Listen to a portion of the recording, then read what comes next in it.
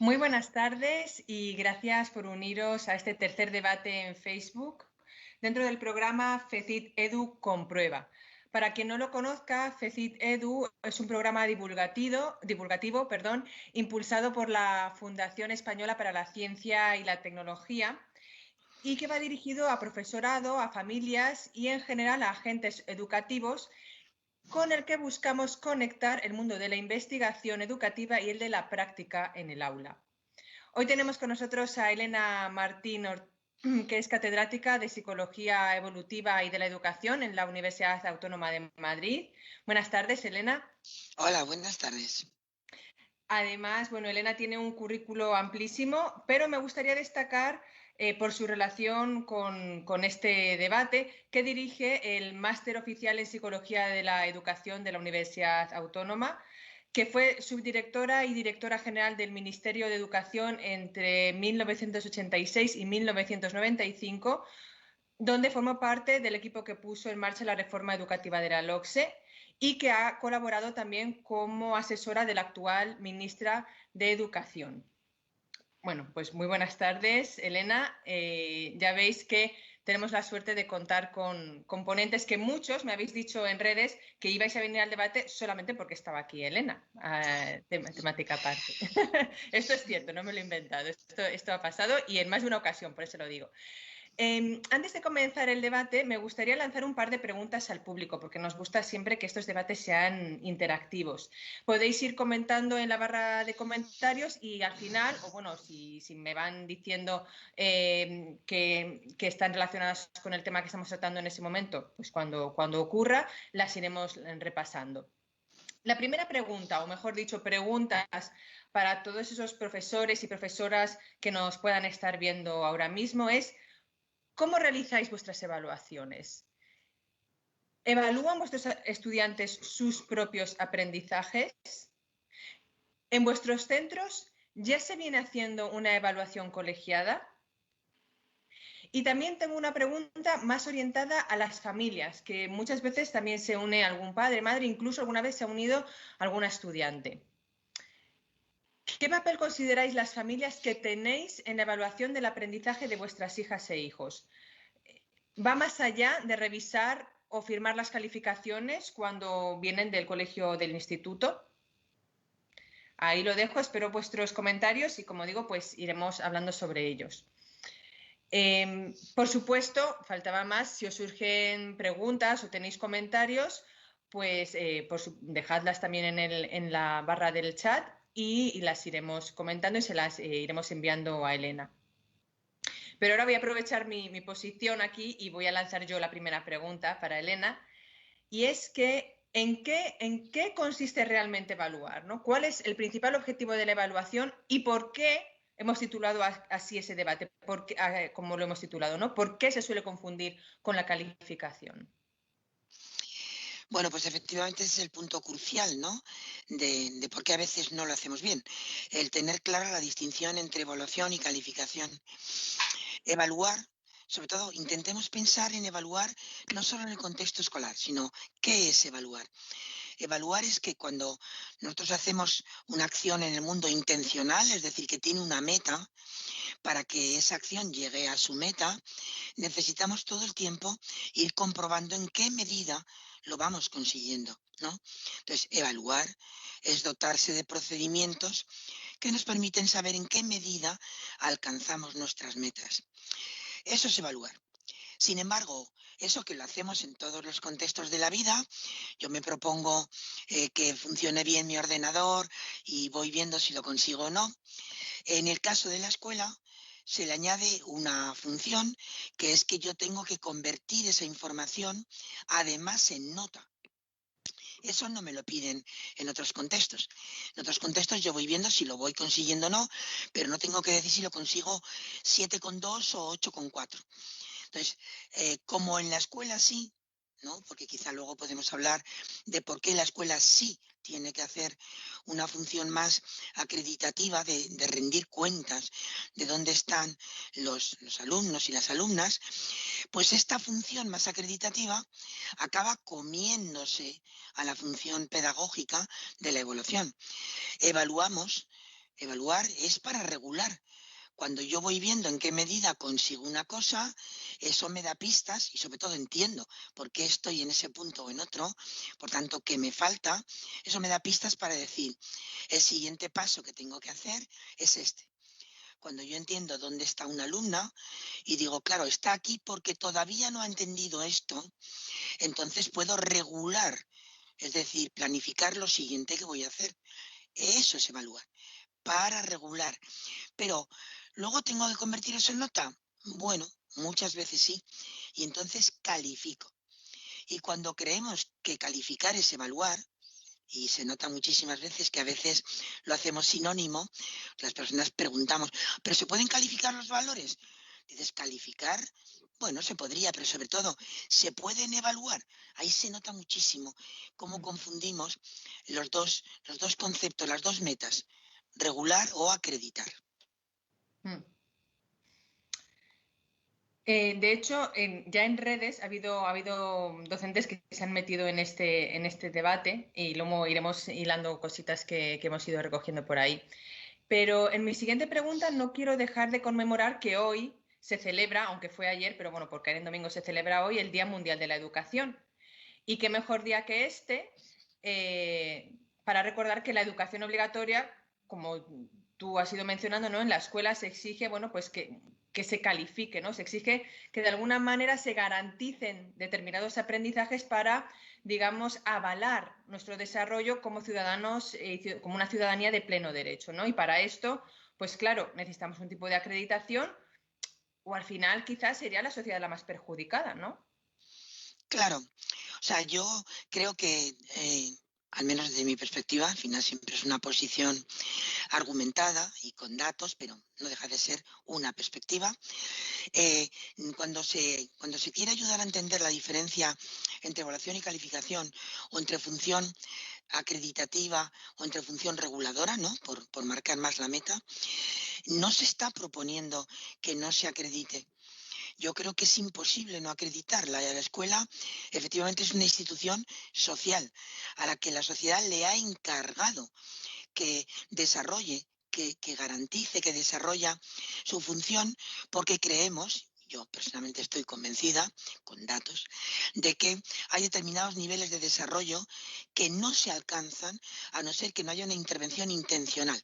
Mucho desarrollo se adquiere en otros contextos, que no son simplemente la escuela, pero algunos exigen de la escuela. Por tanto, asegurarnos de que estamos alcanzando eso y dar cuenta de ello es fundamental. Yo no propongo que no se acredite. Lo que digo es que lo que no puede ser es que la función acreditativa se coma a la pedagógica. Es decir, cuando yo tengo que hacer una función acreditativa, básicamente me vale el producto. Lo sabe, no lo sabe. Y además, en el fondo, hago una estructura de comparación. ¿Está como los demás? ¿Ha llegado a este tope o no? Cuando yo necesito regular, no me vale el producto, necesito entender el proceso para saber cuál es el siguiente paso en cada alumno. Muchos pueden no haber llegado, pero la razón por la que no han llegado es diferente. Tendría que hacer con ellos cosas distintas. No me sirve producto, necesito proceso. Y no necesito necesariamente comparar. Yo podría tomar el criterio de cada alumno, de cómo va progresando en su propio aprendizaje o unos indicadores externos, no tener que estar comparando. Claro, cuando solo nos limitamos a lo que es la función acreditativa, podemos creer que por haber calificado hemos evaluado. Y eso no es así. Cuando yo he evaluado, sí que puedo usar esa información para calificar. Pero cuando evalúo para que me pueda poner una nota, puedo estar calificando muy bien, pero no evaluando muy bien. Entonces, eso es lo que yo querría destacar, porque desde luego a nadie, para mí sensato, se le ocurriría que sepa de educación proponer que es que no se acredite. Tenemos que acreditar, pero que no se coma la función acreditativa a la reguladora. Ujú. Has mencionado varias veces que sí, bueno, que es tu opinión, que es una más, pero que está basada en datos, efectivamente. Y uno de los motivos por el que queremos hablar contigo en este proyecto que llamamos de educación guiada por la evidencia es por esto, ¿no? Por esas opiniones basadas en datos, basadas en una evidencia. ¿Puedes ahondar un poquito más en estos datos que mencionabas, en esta evidencia que para nosotros, y por eso lo llamamos en nuestro programa guiado por la evidencia, es una patita más para la toma de decisiones en educación, pero una pata muy importante? Bueno, a lo que me refiero es a que lo podemos ver en datos de investigación, pero también es interesante aludir a las experiencias personales que luego se formalizan en los datos. Uh-huh. Entonces, yo creo que todos hemos comprobado, pongámonos los que además de profesores somos madres o padres, ¿no? En la experiencia de que llega una hija tuya y te dice, ¿qué tal el examen? Te dice, pues he suspendido. Y le dices, ¿por qué? Ah, no sé por qué. ¿Pero qué es lo que has hecho mal? No, no sé, he suspendido. Bueno, esto mismo le puede pasar a un profesor, que cuando en clase le dicen los alumnos, dicen he suspendido, y dices, pero ¿has entendido qué es lo que has hecho mal? Y te encuentras con que no, porque se ha centrado el análisis en el producto y no en el proceso. Por tanto, ni a la estudiante ni a mí nos permite regular el proceso. Eso es lo que vemos. Entonces, lo que vemos es que por una, por un principio de, sobre todo la objetividad, ¿no? Por ejemplo, usar test cerrados. En la universidad es muy habitual. Un test, porque claro, eso es muy objetivo. ¿Lo sabe o no lo sabe? Un test de preguntas, ¿no? De respuesta múltiple. Ya, pero es que un test hace estudiar de una determinada manera, que no es la de, sobre todo, comprender ni usar los saberes, sino más ligado a identificar definiciones. Se pueden hacer test más complejos, pero no es lo habitual. Entonces, cuando tú quieres primar, por ejemplo, la teórica objetividad de la prueba de evaluación como si ese fuera el problema, has perdido el rumbo. Porque la evaluación no es para que tú puedas defender y decir, ¿lo ves cómo es esto? ¿Lo ves cómo es esto? Sino Mm. para que con eso la persona lo entienda y sepamos qué es lo siguiente que tenemos que hacer. Entonces, esto es lo que vemos que pasa cuando los docentes hacen prácticas, cuando se analizan en investigación las prácticas docentes y se ve que te puede haber desviado de tu meta.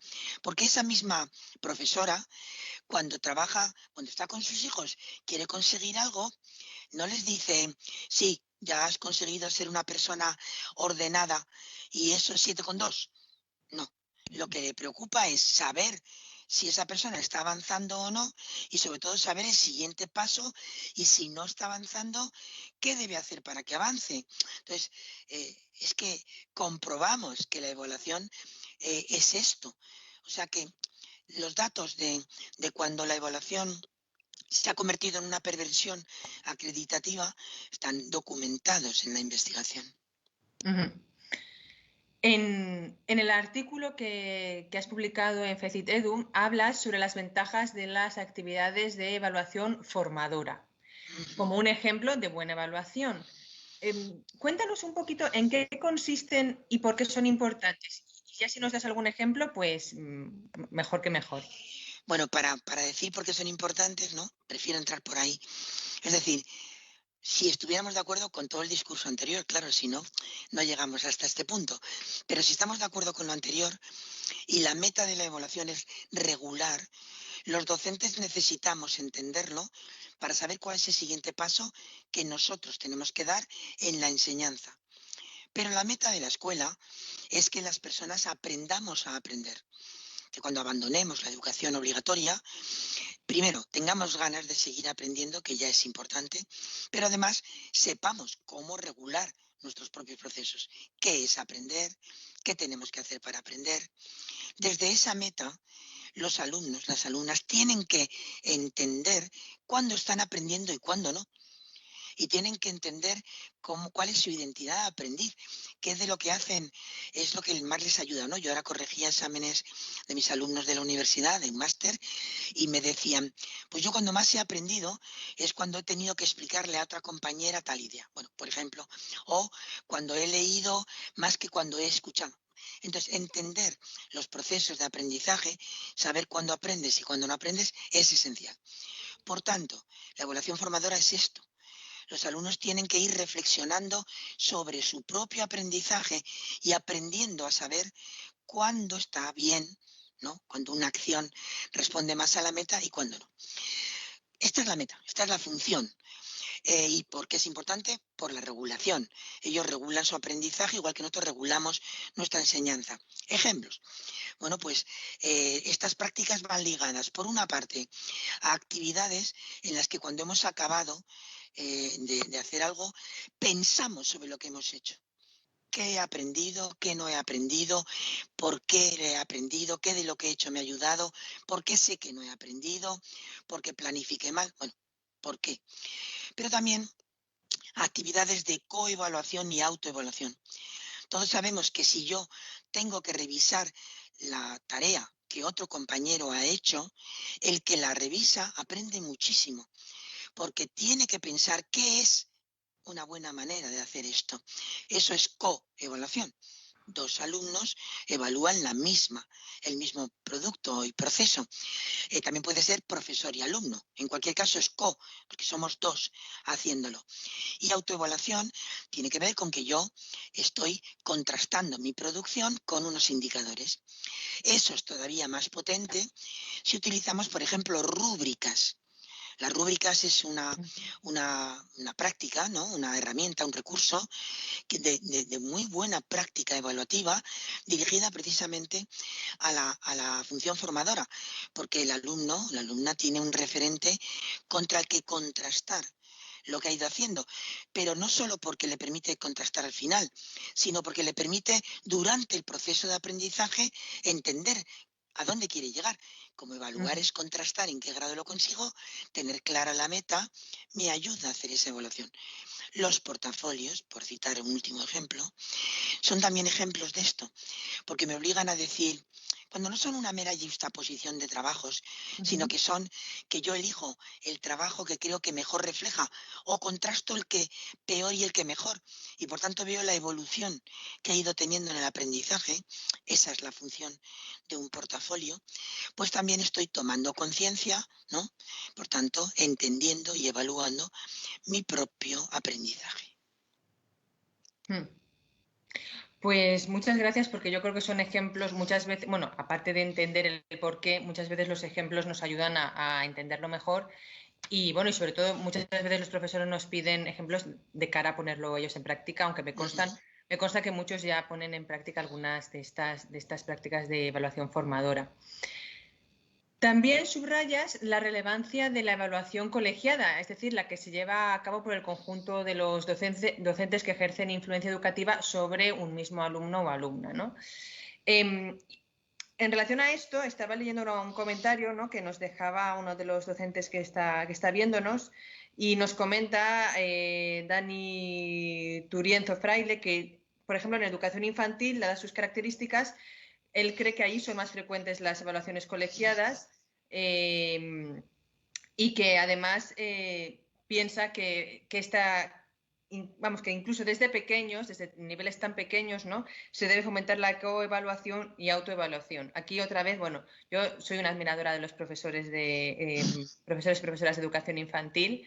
Me parece un trabajo súper complicado. Hemos tratado la educación de ciencias en educación infantil en algún debate anterior y a mí, bueno, es un tema que me fascina. Y en relación a la evaluación colegiada,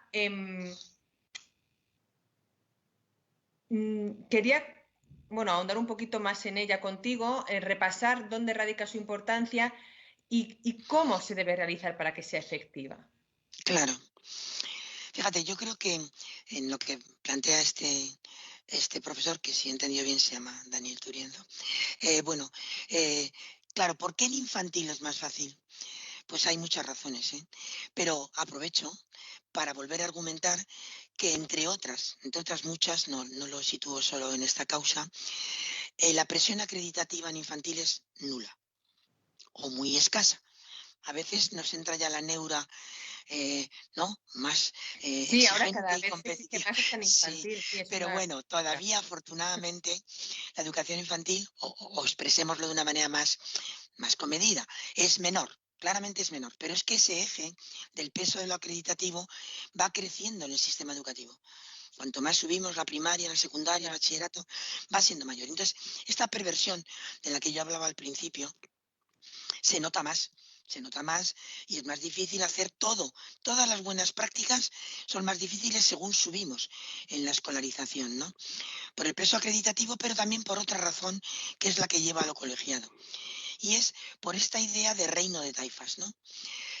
No sé si entre vuestros debates habéis tenido a Mariano Fernández Enguita, si no yo os lo recomendaría, Lo que anoto, tiene un seguro. análisis, pues sí, muy interesante y que genera mucho, bueno, muy conocido y además se mueve muy bien en las redes, que habla sobre lo malo que es lo que él llama la lógica webera, ¿no?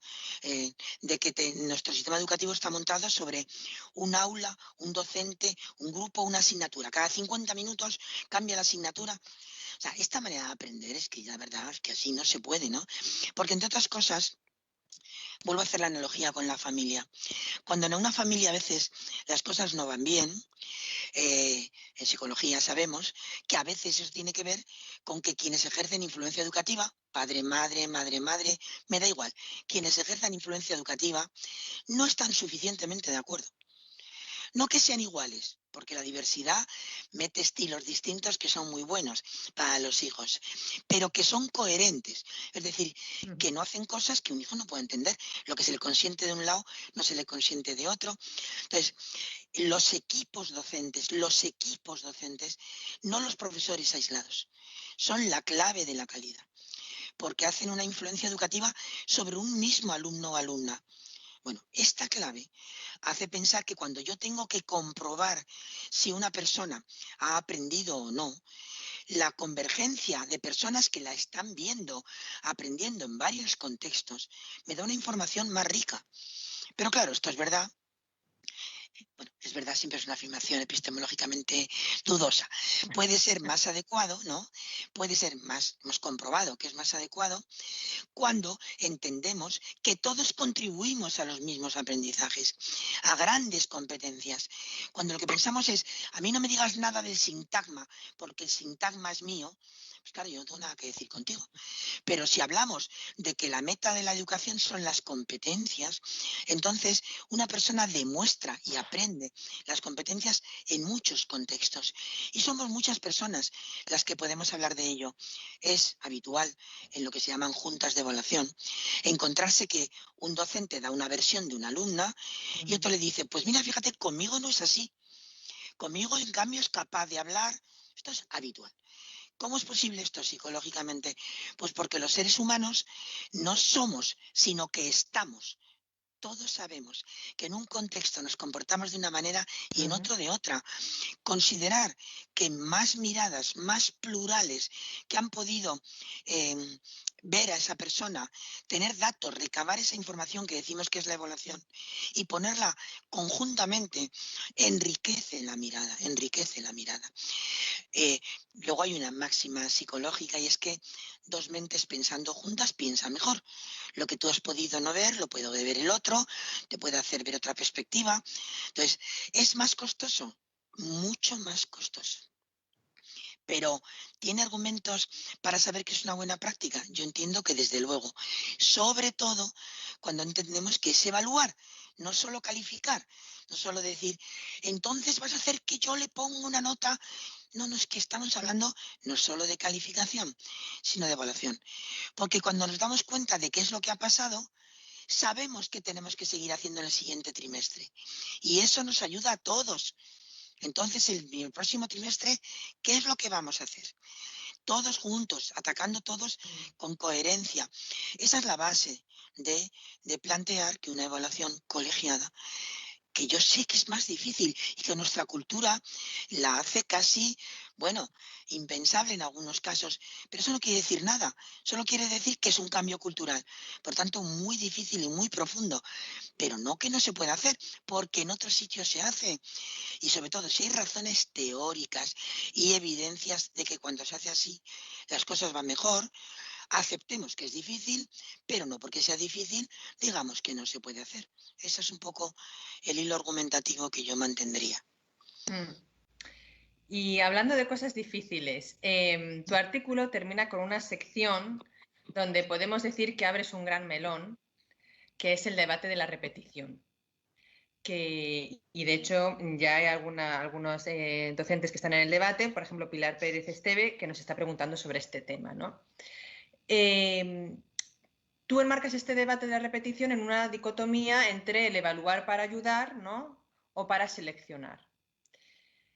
Entonces, bueno, vamos a situarnos y empezar por lo que yo creo que puede ser el principio, porque es que, bueno, esto es un tema, aparte de complejo, que despierta muchas sensibilidades. ¿Qué es lo que indica la nueva ley educativa sobre la repetición y por qué te parece tan pertinente? Bueno, la LOMLOE, ¿no? La nueva ley con este nombre tan horroroso que ha salido al final. La LOMLOE, marcar, es decir, ¿qué es lo que cambia? En realidad lo que cambia es que hay una repetición menos en toda la obligatoria, en el 6-16, entre primaria y secundaria.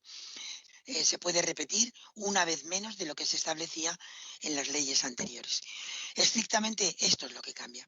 Pero lo que cambia, o lo que pretende cambiar, eso es mucho más difícil, es el por qué se ha querido limitar las repeticiones, ¿no?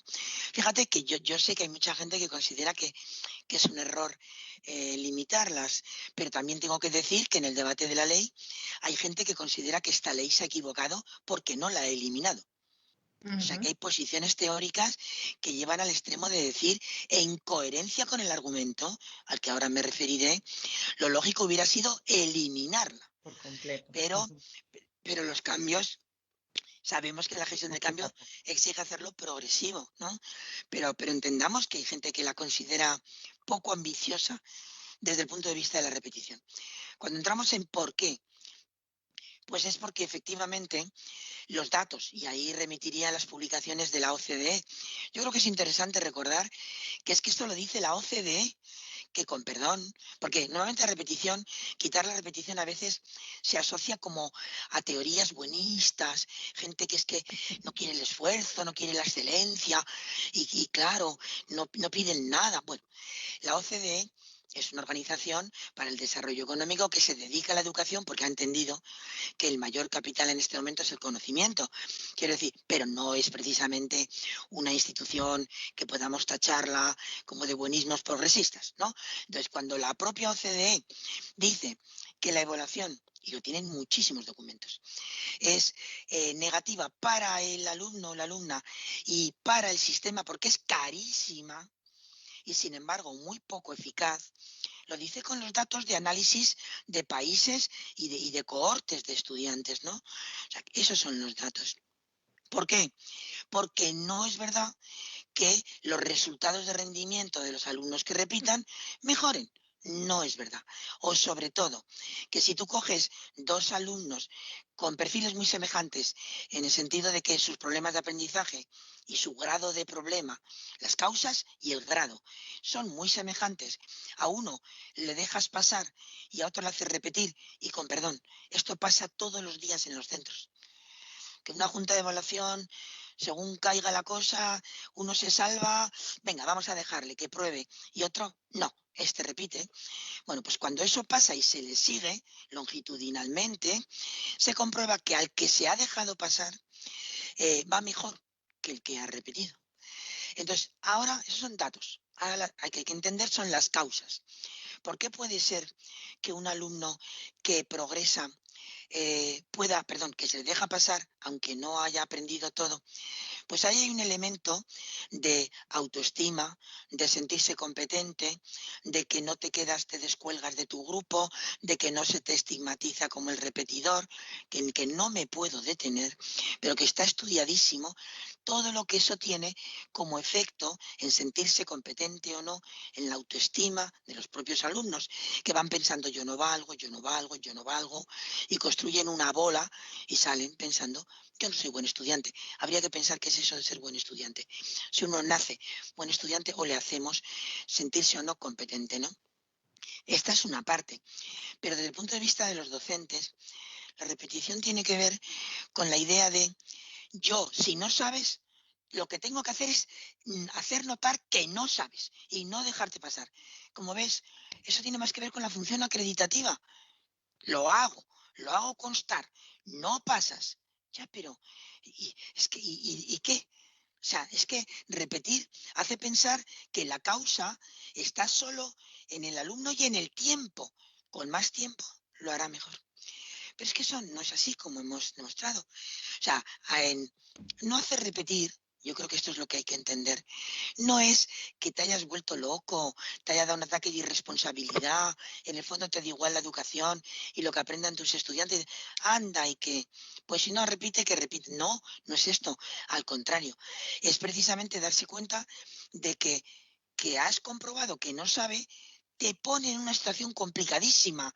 Y es Mm. que a ver cómo resolvemos que no sepa, pero le prestamos ayuda. Por eso, un artículo que yo citaba en este artículo de una asesora que para mí es una persona muy lúcida de la OCDE que se llama Leta Grisey, Ujú. dice, el dilema que ella plantea es repetir o adaptar el currículo. Es decir, no es que no diga que haga nada, sino que a mí comprobar que alguien no sabe me lleva a qué, a enseñarle de otra manera, resolviendo lo que he visto que es la causa de que no sepa. Más ayuda, no a barrera, no sales, no sales, no pasas, no pasas. No me quiero extender, pero los datos de los países que han bajado la repetición no son de los países que son países que no tienen buenos resultados, no, no, Mm. no, no. Son países muy serios, que diría la gente. Y lo han entendido y han cambiado la tasa de repetición de manera drástica. Y incluso en algunos países hay promoción, lo que llaman promoción automática. Países que no se pueden repetir. ¿Quiere decir que son países irresponsables y que dejan que no aprenden su alumnado? No, perdón. Los datos demuestran que no. Por tanto, no asimilemos que la repetición hace que la gente aprenda más. No. Puede que seleccione prontito. Eso puede. Pero que desde luego el conjunto de la población aprenda más, no lo consigue la repetición. Y encima es carísima. Mm. Carísima porque es un puesto más que tienes que mantener. Pero bueno, esto ya más es una responsabilidad de las administraciones que de una reflexión más pedagógica. Ujú. Bueno, justamente siguiendo esta línea, ¿no?, de argumentación que nos comentas, ¿no? Pues en el artículo hablas de que, y ahora nos acabas de decir, de que el estudiante que no consigue los objetivos estipulados, pues no solo necesita más tiempo, lo que equivaldría de alguna manera a repetir, de alguna manera, porque bueno, sino que necesita más ayuda y otro tipo de ayuda, ¿no? Lo de personalizar, ajustarlo más. ¿Cuál es esa ayuda, ¿no?, que debemos darle a esos alumnos? ¿Puedes darnos ejemplos? ¿Cómo lo traducimos esto en el aula? Pues mira, eso se traduce la ley también apunta, incluso la ley, y apunta esto, ¿no? Se dice que si una persona no ha alcanzado los aprendizajes adecuados, tanto si repite como si se decide que pase, que oye, luego hay muchas circunstancias que hay que analizar en cada caso, ¿eh? Yo no Mm. digo que en algún caso no pueda ser mejor, hay que valorarlo. Tiene que hacerse un programa, ¿no? Un programa específico para esa persona. Porque lo que es evidente es que hay que hacer con esa persona algo distinto de lo que se viene haciendo. ¿Algo distinto qué significa? Pues algo distinto significa atenderle de manera, efectivamente, como decías, más personalizada. Es evidente que esa persona necesita más ayuda para poder conseguir lo que otros están consiguiendo ya a un ritmo que no les supone problemas. Claro, la atención a la diversidad, porque esto es personalizar, atender a la diversidad, supone poder conocer a cada alumno y alumna de manera muy, muy, muy pormenorizada y eso es muy difícil. Entonces, ¿eso qué tiene que ver? Pues desde luego tiene que ver con tener menos ratios en las clases, pero tiene que ver con utilizar metodologías que te permiten atender. O sea, si yo hablo así, como estoy hablando ahora, yo lanzo un discurso hacia un alumno medio que por definición no existe. Con lo cual, niego como que hay ritmos y maneras de aprender distintas en el aula. Simplemente ya cuando trabajo por grupos y me puedo ir acercando a grupos distintos, eso me permite prestar una ayuda más personalizada. Si además estamos dos profes en aula, codocencia, Eso permite que somos más manos las que vamos atendiendo y ellos hablan, ellos nos preguntan, vemos lo que hacen, entramos en la acción, vemos, este está aquí, este ya ha hecho esto, este ha hecho otro, mira qué es lo que no entiende. Es decir, necesita cambiar la forma en la que enseñamos, pero desde luego necesita que identifiquemos cuanto antes las dificultades que va teniendo una persona y no las dejemos correr, correr, correr, intentar solucionarlas, por ejemplo, en secundaria. O sea, es que no se puede.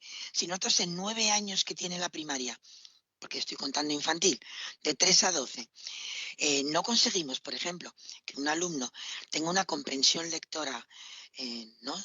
buena, es que no va a poder aprender porque el sistema educativo está todo basado sobre texto escrito que se lee en uno u otro medio, pero texto escrito. Entonces, hay que identificar pronto, hay que ver cada vez que acabamos un curso, un ciclo, quiénes están empezando, si lo viéramos antes mejor, pero quiénes están, hacer planificaciones de cómo les ayudamos, conectarnos con la familia, empezar a hacer un plan conjunto, darle apoyos complementarios, algunos en aula, a través de metodologías como las que he hablado, y otros pueden exigir un refuerzo posterior, pueden exigirlo, que nos quedemos, que tenga un mentor, que hagamos una tutoría de tarde, pero si no ha aprendido con lo que hemos hecho, hay que hacer más y de otro modo.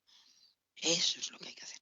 Entonces, atender a la diversidad exige muchos recursos y los docentes se quejan, nos quejamos con razón, de que la estructura actual del sistema educativo de uno en aula, trabajando con 30 o con 35, sin más apoyo, pues no nos ayuda. Efectivamente, hacen falta cambios, pero eso no desautoriza el que podamos argumentar que esta es la línea. Efectivamente. Bueno, te lo agradezco por adelantarlo porque esa era ya has adelantado, esa era la pregunta evidente que iba a continuación.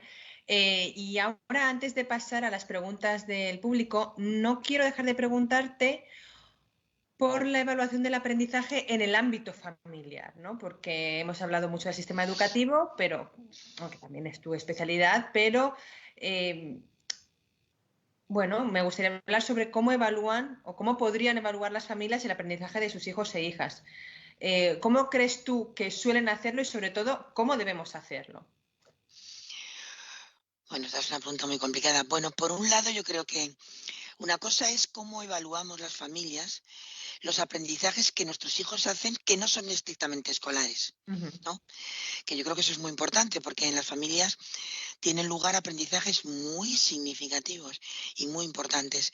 Y ahí yo creo que lo interesante es ver cómo personas que no son expertas, son madres, padres, Claro. sin embargo, hacen mucho mejor la evaluación, porque la hacen con función reguladora y no acreditativa.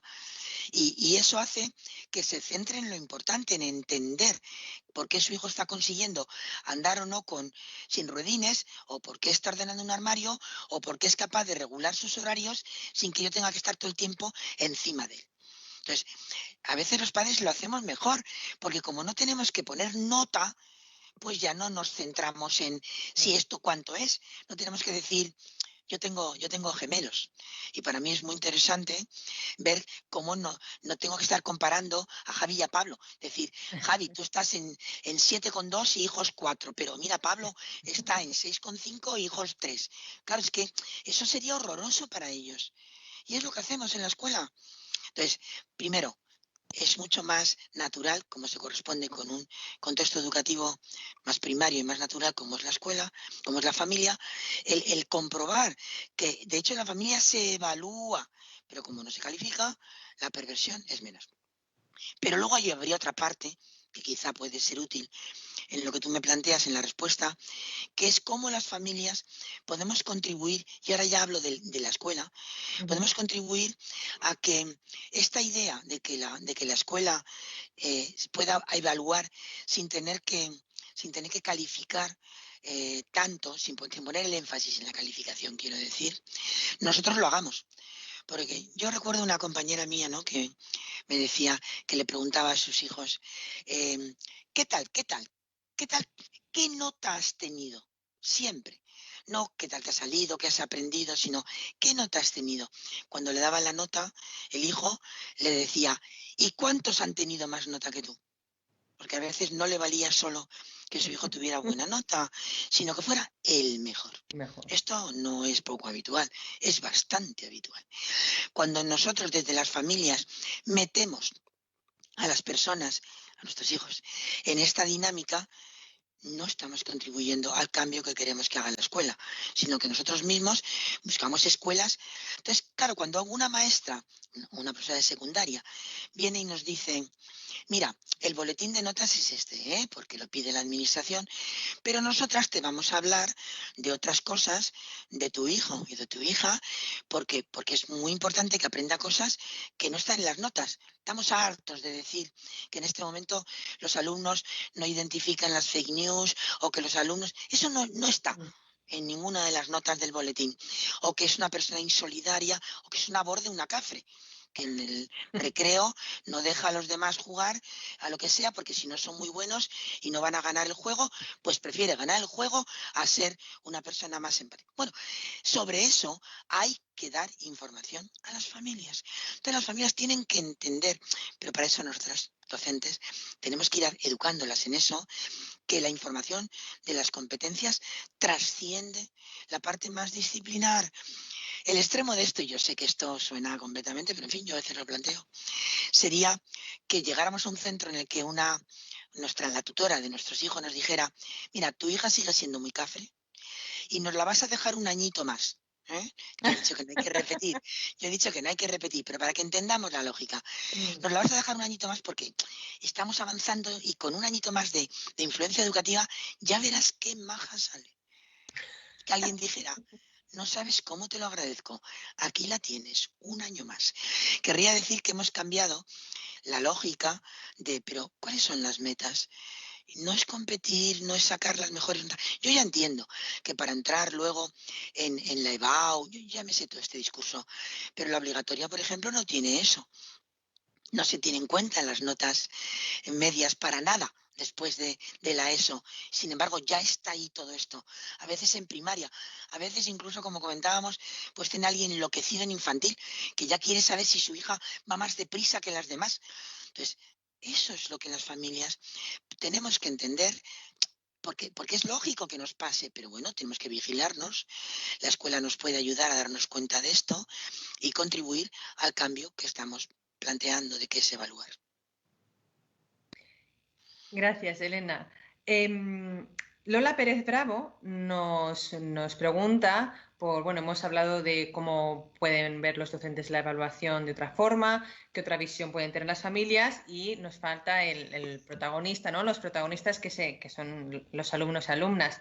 Nos pregunta Lola Pérez Bravo, ¿cómo podríamos conseguir que a nuestro alumnado no le interese tanto la calificación numérica y sí le interese más la evaluación formativa?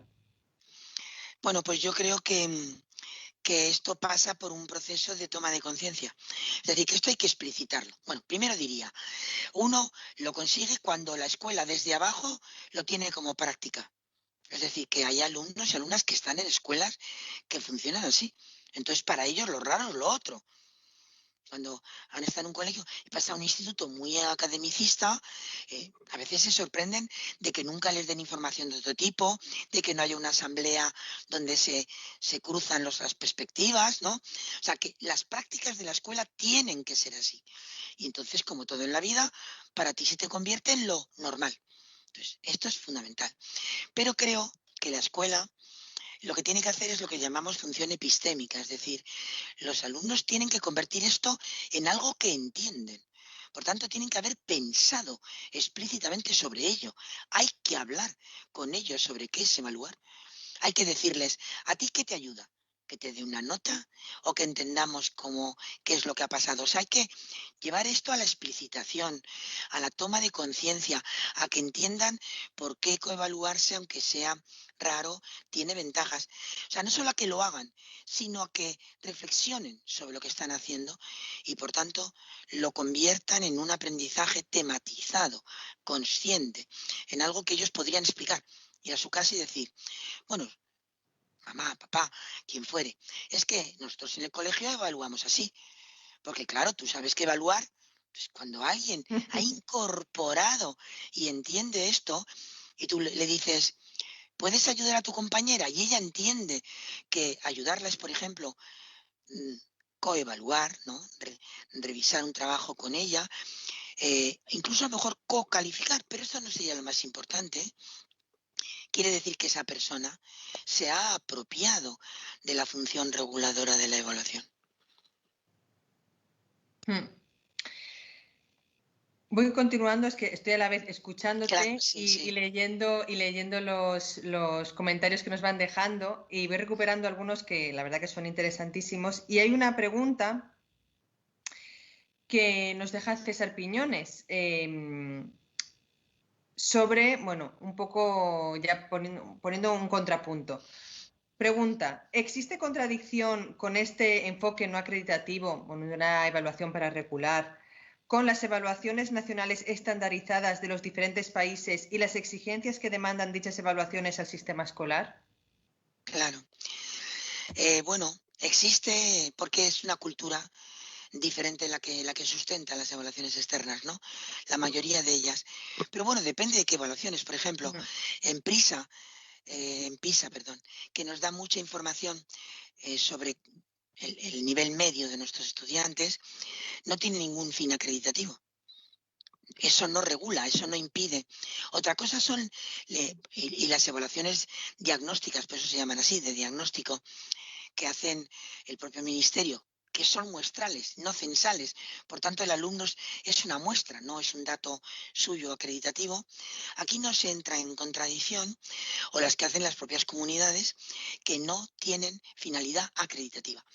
Sin embargo, hay evaluaciones como las que a veces se han hecho en otras comunidades, las que hacía Madrid o las que proponía la LOMCE, ¿no? Que eran evaluaciones en las que lo que pasaba allí iba a marcar tu trayectoria académica. Podías tener repercusión en que aprobaras o no, tuvieras una nota media o no, fueras a FP o fueras a bachillerato. Entonces, esas evidentemente van totalmente en contra de esta lógica, porque es imposible evaluar proceso cuando uno hace una prueba aislada en un momento. Eso no es que no te diga nada, pero desde luego no te habla del proceso ni te permite comprender lo que un alumno o una alumna hace. Y sobre todo, si pones una repercusión acreditativa, te has cargado todo el discurso, ¿no? Por otra parte, a veces estas evaluaciones, como son evaluaciones cerradas, estandarizadas, solo pueden evaluar un tipo de aprendizajes, porque otros aprendizajes como los que yo he puesto, que tienen más que ver con competencias difíciles de evaluar en una prueba cerrada, no se evalúan, con lo cual mandan el mensaje de que los otros aprendizajes no son importantes a los docentes. Entonces, Mm. efectivamente, a los docentes no nos lo ponen fácil. Tenemos que tener mucho criterio pedagógico, pero eso es lo que hay que hacer. Saber que somos profesionales y que nosotros sí sabemos lo que queremos. Por tanto, nos dan unos datos, nosotros los leemos, los cribamos, los pasamos y la información útil la usamos y la que no, no. Claro, si la prueba es acreditativa no está en nuestras manos, pero cuando está bajo nuestro control, Ujú. pues podemos aminorar las posibles repercusiones negativas de este tipo de pruebas. Mm. Otra pregunta que nos lanza Nuno Troitiño Vivian, perdón si lo he pronunciado mal, nos comenta, bueno, hablando de la inclusión y de lo variado, ¿no? Que es el alumnado, dice, claro, estamos hablando de alumnos supuestamente, bueno, voy a parafrasear, ¿no? Estándar, normales, dice él. ¿Qué pasa si el alumno tiene TDAH o cualquier otro trastorno y quiere aprender, ¿no? En estos casos, sigo leyendo su comentario, en estos casos el sistema educativo normal hace aguas. ¿Qué consejos nos puede dar Elena para poder ayudar a este tipo de alumnos sin que se noten las acciones para que se centren? ¿Cómo los evaluamos si se han esforzado de manera titánica más que la media y aún así no alcanzan la acreditación? Claro. Bueno, primero, yo creo que a una persona es muy importante hacerle entender que está progresando, aunque a lo mejor no haya llegado al nivel. Pero si tú no le hablas del nivel, sino que lo que le haces es tomar conciencia de que ha avanzado y hacerle entender, ¿ves? Cuando has hecho esto has avanzado, sigamos por aquí. Esa es la manera para todo el alumnado, ¿no? Pero en este caso todavía más importante. Claro, yo conozco docentes, ¿eh? Conozco docentes que admiten que un 7 no significa lo mismo para todos los alumnos y que un 7 que ponen a un alumno se debe a que, tomando como criterio su punto anterior, el esfuerzo que ha hecho es de 7, aunque el estándar al que ha llegado no sea el mismo que los otros. Esto es dificilísimo, pero hay alumnos hay docentes que lo hacen, ¿no? Cuando estamos hablando todavía de que no es un título, sino que es que le vamos dando información a lo largo del proceso. Pero cuando además hablamos ya de la parte más acreditativa, o sea, esta es la parte pedagógica, pero cuando hablamos de esa parte más acreditativa, yo creo que uno de los grandes avances de la LOMLOE, que las personas, como entiendo que esta persona que ha preguntado son expertos, lo ven, es que antes este tipo de alumnado, una vez que hemos identificado sus dificultades, lo que hacemos es una adaptación curricular, es decir, modificamos el currículum para esta persona y vamos marcando cuáles son esas modificaciones. Y esa persona tiene una adaptación curricular que queda recogida en un documento individual de adaptación curricular en un día. Entonces, con las leyes anteriores, incluso con la LOCSE, a pesar de que yo contribuía en esa y nos equivocamos, para eso está el aprender, si las adaptaciones eran muy significativas, eso impedía que una persona titulara y impedía que promocionara. Y yo he estado viendo, por ejemplo, en la Comunidad de Madrid, una práctica perversa completamente, que era que si llevaba asterisco, decían asterisco, porque efectivamente las adaptaciones curriculares significativas gráficamente pueden suponer una marca de asterisco. Si llevaba asterisco, esa persona ya, por definición, no podía obtener titulación ni promoción. La ley dice taxativamente que el referente de la promoción y la titulación de todas las personas que por necesidad de adaptación, por apoyo específico, no solo necesidades educativas especiales. Esto es muy complicado, pero bueno, los expertos, la gente del campo lo entiende. Todos los ACNAES, es decir, los de apoyo específico, entre los que entran los trastornos de atención, los trastornos, todos estos trastornos, dificultades de aprendizaje en general, podrán tener como referente de la parte incluso acreditativa su propia adaptación curricular, lo cual dejará al juicio de los docentes si lo que tiene que hacer después le hemos dado las herramientas para hacerlo o no, que sería la pregunta, porque si no se la hemos dado, debemos seguir trabajando con ella, pero no será porque como le hemos adaptado significativamente, administrativamente ya no puede. Eso ha desaparecido, ¿eh? Y no sé si todo el mundo sabe leer en la ley, porque bueno, es un tema pequeñito que aparece ahí, pero yo creo que es muy trascendente, tiene mucho que ver justamente con la pregunta que se acaba de hacer en la dimensión acreditativa. En la dimensión pedagógica ya he contestado antes. En relación, bueno, ha salido un poco en esta respuesta, ¿no? Esa regulación que a veces hacen algunos docentes, que tú has mencionado que es muy complicada, ¿no? De la calificación para dar un impulso pedagógico y demás. Algo relacionado con esto, yo he visto en redes muchos debates sobre la evaluación continua. Yo siempre estoy viendo a ver qué debaten los profesores para aprender y para, bueno, ver qué les interese, qué podemos hablar aquí. Y he visto que discuten, bueno, sobre la legitimidad de criterios de evaluación continua y que sobre si es legítimo que cuente lo mismo la nota de los exámenes, donde en teoría, bueno, algunos argumentan que se valoran directamente los conocimientos adquiridos, que el conjunto de trabajos entregados, los deberes, la actitud en el aula, etcétera. Algunos, veo que hay un grupo, por dividirlo en dos, porque realmente no es tan dicotómico, pero bueno, algunos piensan que se trata de una práctica que favorece la mediocridad, porque, pues bueno, hago todos los deberes porque puedo y porque me ayudan en casa y luego hago un examen que es una birria o casi ni lo hago y ya está. Otros creen que ayuda solo a un perfil de alumno y a otro no. En fin, ¿qué opinas? Hombre, yo Claro, a mí me parece evidente la respuesta, pero Bueno, de lo entiendo que que hemos es... hablado. No, no, no, claro, es que en función de lo que hemos hablado, si decimos que una evaluación para regular tiene que entender los procesos y no solo los productos, pues claro, yo creo que en parte ya está contestado. ¿Puedo yo ver en un examen procesos? Sí, pero lo veo en una situación aislada en la que puede no ser representativo, yo no pregunto todo, hay elementos de examen que meten mucha presión en ese momento. O sea, si yo pudiera ver a la persona todo el tiempo demostrando su nivel de competencia, creo que nadie dudaría. Vayámonos a otros contextos. Alguien diría, hoy te tiras por una pista negra en esquí y lo veo una vez y evalúo mejor que si te veo 7 veces. Ujú. Por favor, nadie diría eso. O sea, pero de todas maneras una evaluación continua no es 7 exámenes. Lo que quiero decir es que ves a la persona muchas veces, en muchos contextos, sobre todo vas viendo su proceso, vas viendo, ahora ya se tira por la negra, puede hacerlo porque hace bien la cuña, pero hace además, o sea, eso vas entendiendo. Hay otro elemento que se pone aquí que yo sí distinguiría, que es qué situaciones son las que nos permiten ver los rastros del aprendizaje. Entonces, claro, situaciones en las que el producto es un producto muy colectivo que puede no hablarte de una persona, este es un problema de los productos de grupo. Es decir, que lo que tú estás viendo es un producto que no te permite saber exactamente lo que cada uno aporta a ese trabajo. No te quiero contar ya si es algo que han hecho en casa. Yo entiendo esa parte, pero ese es otro problema.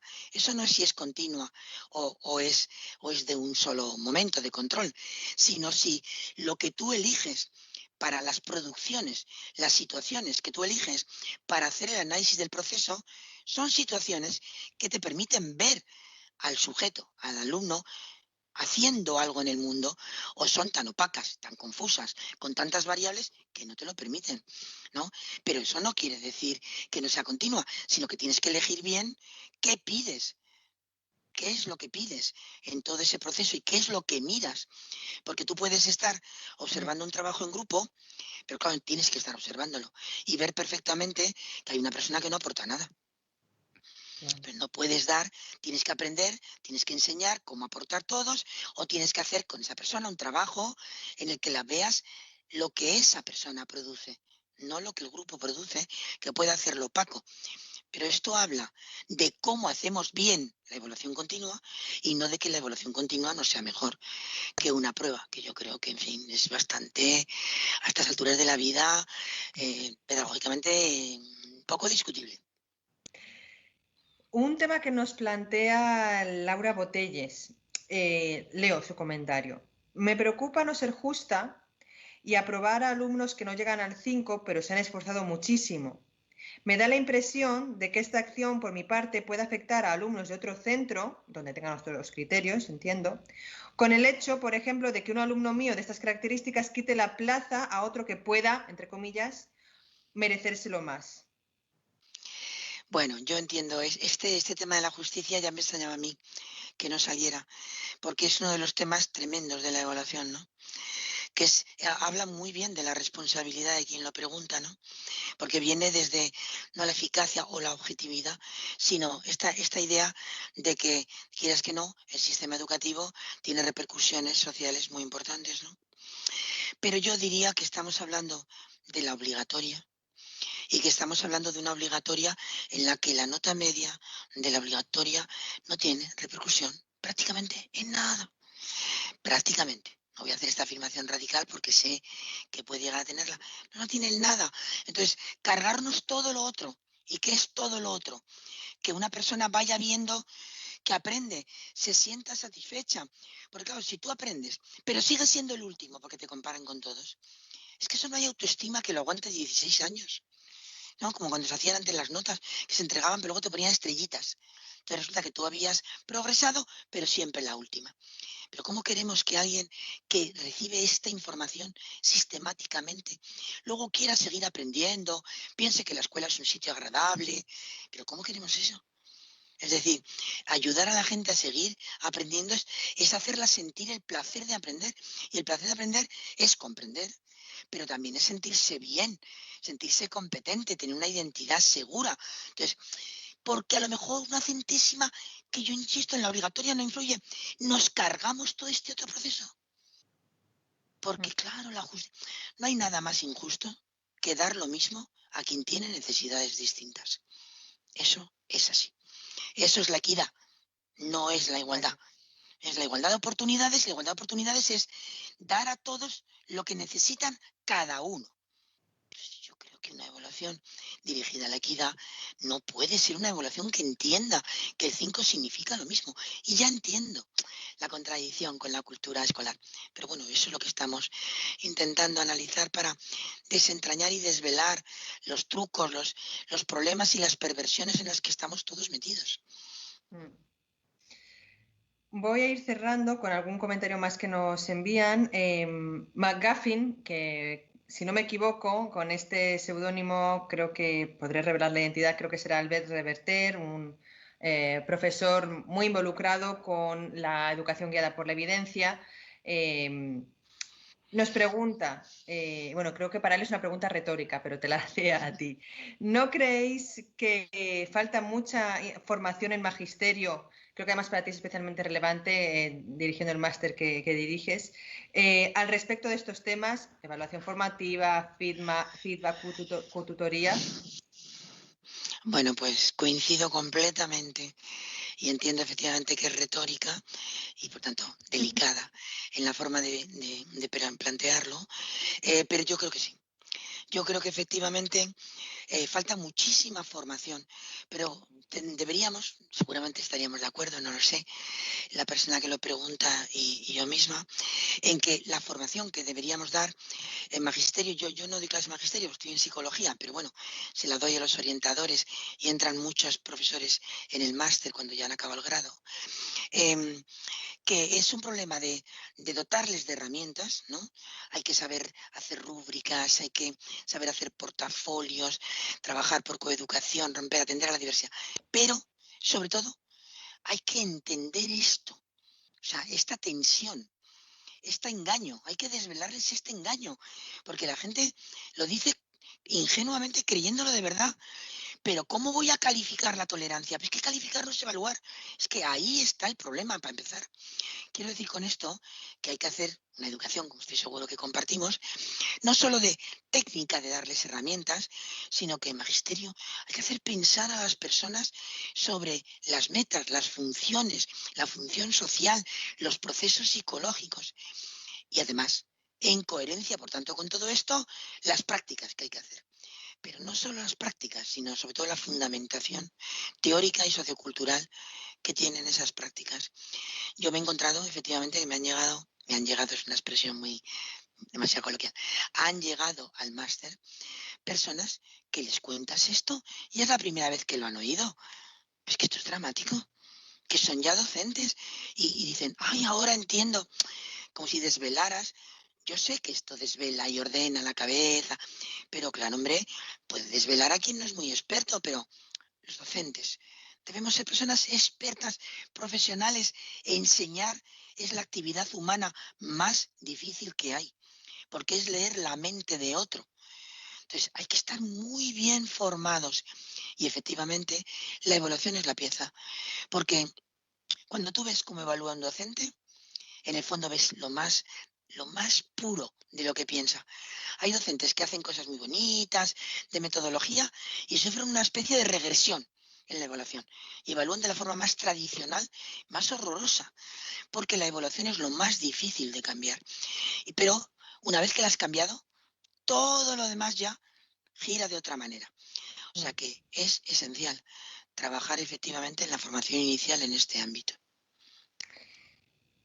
Nos comparte con nosotros una experiencia María José Álvarez Barrio y comenta que hace relativamente poco un profesor aseguró en un curso al que asistió ella sobre metodologías activas a través de la pantalla, todo de esto del TIC, que cuando les pedimos cuando le pedimos tareas al alumnado no es necesario darles feedback de todas las tareas que les pedimos y por tanto no es necesario evaluar ni calificar todas las tareas.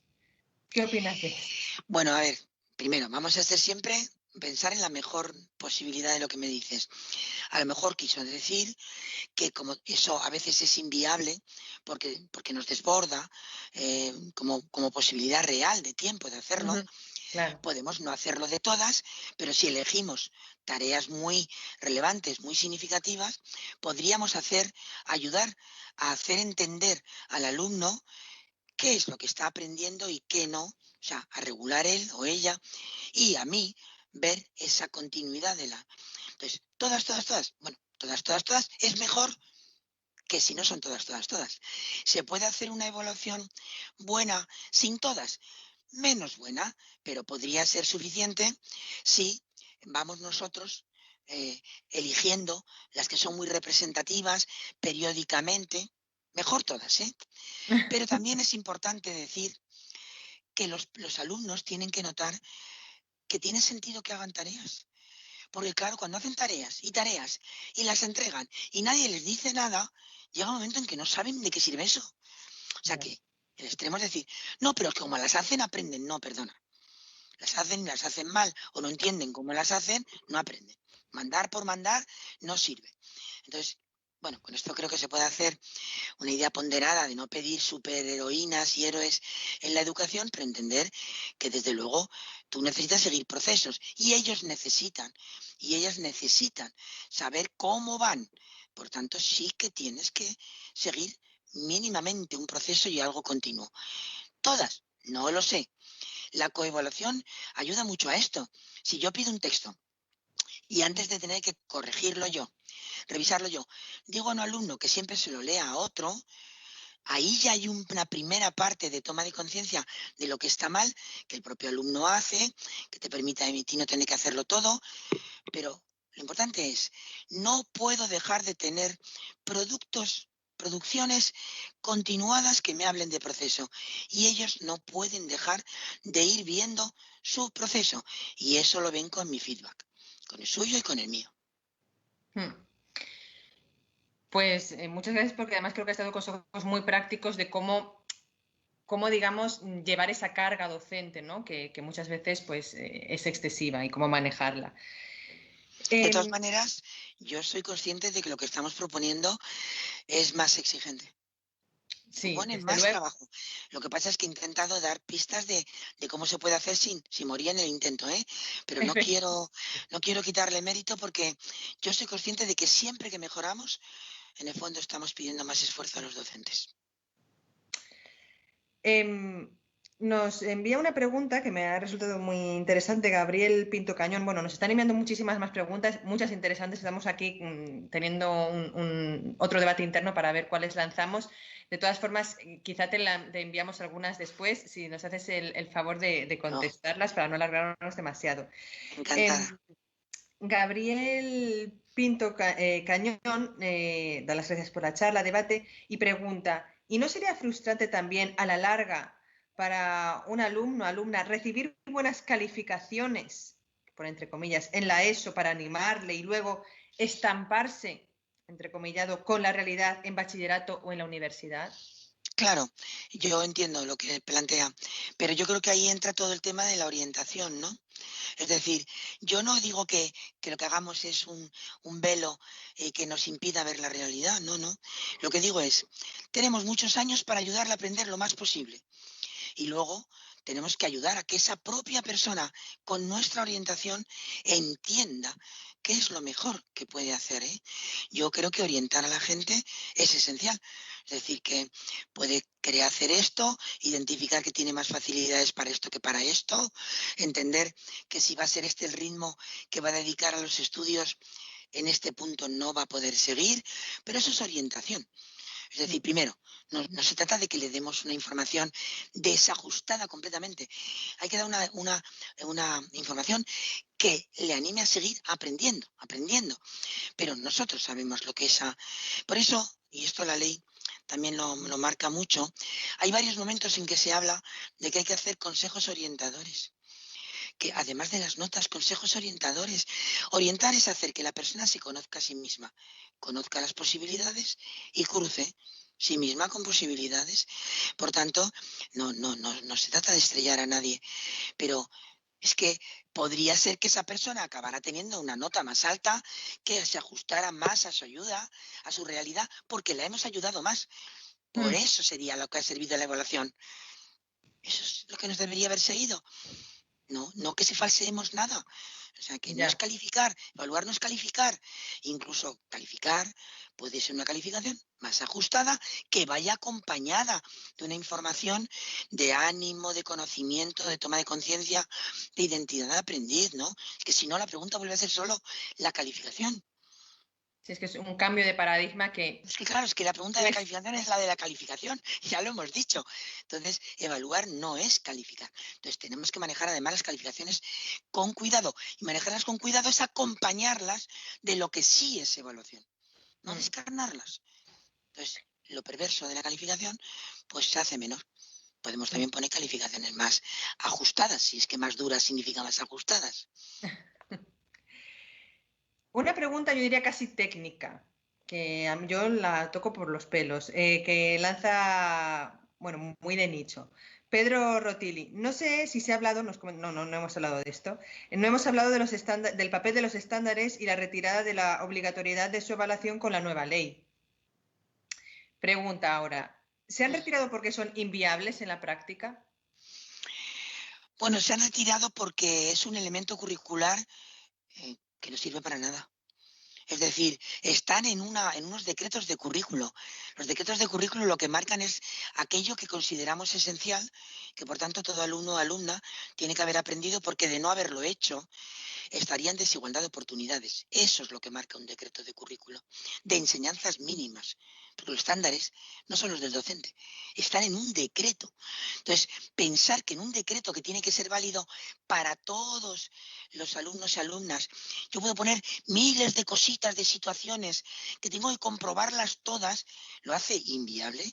Desde el punto de vista de la viabilidad, lo hace inviable, pero además de inviable, lo hace perverso, porque no sé, habría que ver si la gente está de acuerdo en que los que estamos hoy pensando juntos, estamos de acuerdo en que una persona puede manifestar, poner de manifiesto, o sea, puedes comprobar su competencia mediante actuaciones muy distintas.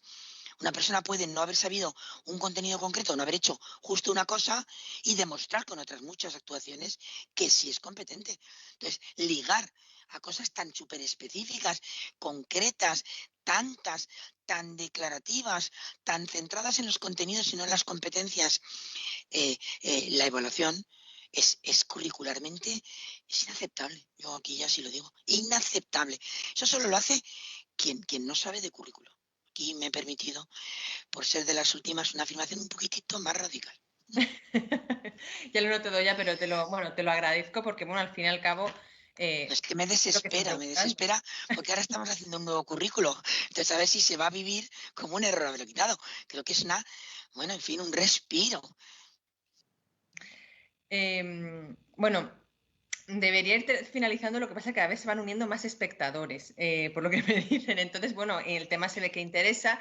Algunos nos preguntan de algunos temas que quizás no hemos tocado específicamente, pero yo creo que si viesen, porque creo que se han ido uniendo ahora, si viesen el vídeo desde el principio, aprovecho para decir, el vídeo va a quedar grabado, lo podéis ver en otro momento que tengáis más pausadamente desde el principio, y creo que algunas de las preguntas que se están lanzando ahora, si no totalmente, casi parcialmente, y creo que vosotros podéis rellenar el resto, estoy segura, han quedado contestadas antes. Así que os pido perdón por no contestar directamente esas preguntas ahora, pero creo que las hemos ido contestando anteriormente. Creo que voy a lanzar ya la última pregunta, espero que sí que sea ya la última. Y como digo, como además Elena se ha ofrecido, le tomo la palabra desde ya, antes de que me diga que no, a contestar Sí. las restantes, pues bueno, las que sigáis lanzando, pues las enviaremos por email y las contestará. Y las pondremos en los comentarios mencionándoos para que tengáis una notificación. Nos pregunta Paloma Díaz, ya un asunto bastante concreto, pero creo que interesante. Se ha publicado recientemente que ha aumentado el número de suspensos un 20% en Madrid, por ejemplo, en el primer trimestre, en tercero de la ESO. Elena, ¿prevés polémica al final de curso sobre levantar la mano, por así decirlo, o, bueno, levantar la mano barra dejar pasar no dejar pasar, perdón, levantar la mano barra no dejar pasar. ¿Cómo podemos evitar esta polémica? ¿Habrá que modificar los estándares, objetivos, etcétera? Pues sí, preveo que habrá polémica. Y además una polémica comprensible, legítima. Porque claro, la pregunta, lo que nos pone de manifiesto los suspensos, por una parte es la falta de coherencia, ¿no? De que todos compartamos, de que sean compartidos, pues lo que uno ha considerado que sí era, otro puede considerar lo que no. Eso puede ser una de las causas. Pero es posible que también las causas tengan que ver con que yo creo que el efecto de lo que está suponiendo la pandemia para el aprendizaje es quizá mayor del que hemos medido. Entonces, cuando a final del curso pasado lo que se habló es, por favor, centremos la evaluación en lo esencial. No se dijo a la gente hay que dejar, bueno, yo creo que no se le dijo, hay que dejar pasar en el sentido malo de, venga, ahora. No, lo que le dijo es, por favor, los alumnos ha habido muchas cosas que no han podido aprender, pero también los profesores hemos entendido que hay muchas cosas que por no haberlas aprendido no ha pasado nada. Y a lo mejor de eso aprendemos nosotros algo. Y es que no todo es igualmente esencial. Centrad la evaluación en lo esencial, se decía, ¿no? En las indicaciones. Pero puede que no hayamos tenido la lucidez de hacer eso y que hayamos dejado en general decir no pasa nada, cuando algunos aprendizajes muy esenciales podían no haberse aprendido porque los datos ponen de manifiesto que sobre todo determinados colectivos, ¿no? Que en unos datos son en torno al 14%, ¿no? Ahí nos movemos, es que prácticamente no han tenido ayuda. Entonces, ¿pueden aprender igual sin ayuda? Sería tremendo contestarse que sí, porque entonces no sepa que existe la escuela. Entonces, claro, es que pueden haber aprendido menos. Entonces, eso es lo que tendríamos que comprobar. O sea, estamos volviéndoles a exigir cosas que no son esenciales y escandalizar. ¡Ay, no saben nada! Pero, ¿qué es lo que estás evaluando? Pero si estás evaluando lo esencial y no lo saben, podría pasar. Con lo cual, porque, insisto, esta explicación también está ahí. Con lo cual yo creo que es muy importante que para este curso seamos muy lúcidos en qué es lo que vamos a utilizar como criterio para saber si alguien tiene o no los aprendizajes esenciales. ¿Qué es lo esencial? ¿Qué de no haberse aprendido nos coloca en una desigualdad y por tanto no puedo dejar que no lo aprendas? ¿Y qué puede no ser tan esencial? Es que eso es muy difícil de hacerlo. Pero por eso va a ser difícil ponernos de acuerdo entre todos. Tenemos poca tradición de evaluación colegiada. Pero bueno, podemos destacar que va a ser difícil, pero también podríamos destacar, por no cerrar con una visión tan negativa, que es que hay que empezar a enfrentarse a estas situaciones y que el conflicto, la crisis de que tenemos que hacerlo, a lo mejor nos ayuda a ir metiendo estas prácticas de identificación de lo esencial y de mirada colectiva sobre lo esencial. Pero sí, puede pasar, pasará. Bueno, pues hasta esa polémica ya la debatiremos cuando llegue. Bueno, Nos vamos a despedir y la verdad es que se nos ha pasado el tiempo volando. Ya es hora de cenar, más en estos tiempos en los que nos tenemos que ir prontito a casa, estar casi todo el tiempo en casa. Muchísimas gracias, Elena, por haberte animado a participar en este debate. Ha sido un placer. Gracias a todos quienes os habéis unido a la conversación, en especial a quienes os habéis animado a comentar. Sé que ha habido un debate entre vosotros, que habéis estado comentando, nos encanta, precisamente para eso organizamos estos coloquios. Os animo a todos, a los que no lo conozcáis y a quienes lo conozcáis, a que lo visitéis y revisitéis periódicamente la página de FECIT Edu, que dejaremos indicada también en los comentarios, donde vais a encontrar pues artículos en la línea del que escribió Elena para nosotros, donde bueno, intentamos ver diferentes temas de interés educativo desde la perspectiva de las evidencias. Y por último, os animo también a rellenar en esa misma página web una encuesta que tenemos puesta en marcha. Si la rellenasteis, ahora tenemos una diferente, vamos refrescando temas, donde periódicamente vamos recogiendo vuestras sugerencias sobre los asuntos que vamos a tratar en el futuro. De hecho, este debate es sobre evaluación porque fue uno de los temas que nos dijisteis que os interesaban desde el comienzo. El enlace lo encontraréis bueno, en la entrada de la web y también lo pondremos en comentarios. Y bueno, sin más, me despido hasta la próxima cita de FECIT Edu. Tendremos diferentes artículos y la próxima cita probablemente, no lo pongo escrito sobre piedra, pero muy probablemente sea sobre el diseño universal del aprendizaje. Y bueno, ya os iremos dando más detalles, nos lo iréis viendo en redes. Y nada, muchísimas gracias de nuevo, Elena, y Un placer. igualmente. Y buenas noches a todos. Buenas noches.